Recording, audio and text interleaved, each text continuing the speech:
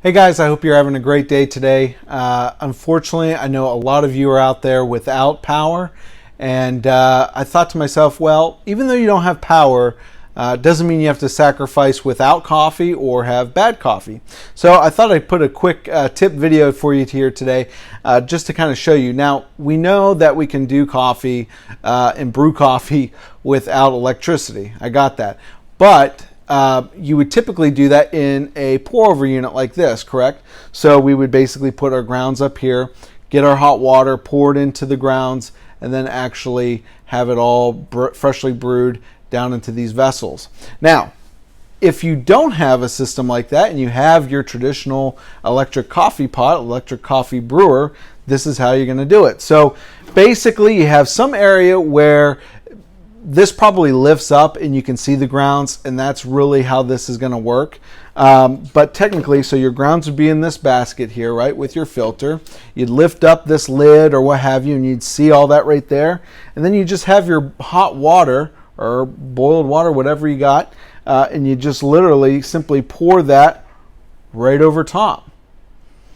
And you could do it in a circular motion if you like. That's kind of traditionally how you would do a pour over.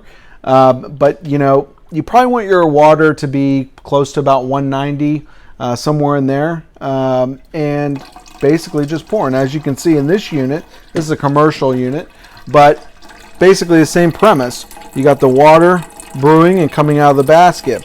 Now, you could technically even use something like this. The machine here has water already measured out inside.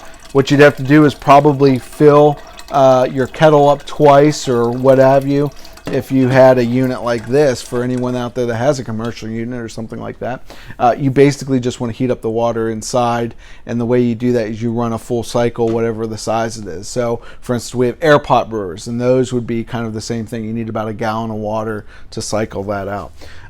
So yeah, so that's just a quick tip for you. Basically, you would have the hot water and you're brewing a cup of coffee just like you would as a pour over, but you're doing it in your electric coffee pot. Now, another cool system here, I'll just show this to you guys if you can see this. This is called a Royal coffee brewer, and I'm going to move that out of the way, or a Belgian coffee brewer. And these have been around for many years, hundreds of years. But basically, this is your fueling system here. You'd light this. This is where you put your hot water, and your hot water would start boiling and heat up in here. And then when this lifts up, this actually would close, extinguish your power source here, which is your basic fuel. And then why this is lifting up is because the hot water is going into the colder glass. If you guys have taken, I don't know, physics or something like that, chemistry, you probably understand this that way. Now, in this glass, you would have your grounds of coffee, and that cheesecloth that's on top of that little straw looking thing there, that is actually the filter. So when when the hot water goes from this canister into the glass, as it begins to cool and as it empties out, this lifts up. This is still hot, and then as this begins to cool, the hot coffee gets sucked up through this straw and back into this reservoir, where it lays back down again, and then you're ready to open the tap and have a fresh cup of coffee. So anyways, that's it for you guys. I just hope you guys learned a little bit something there. But I hope you guys have your power back on as soon as possible.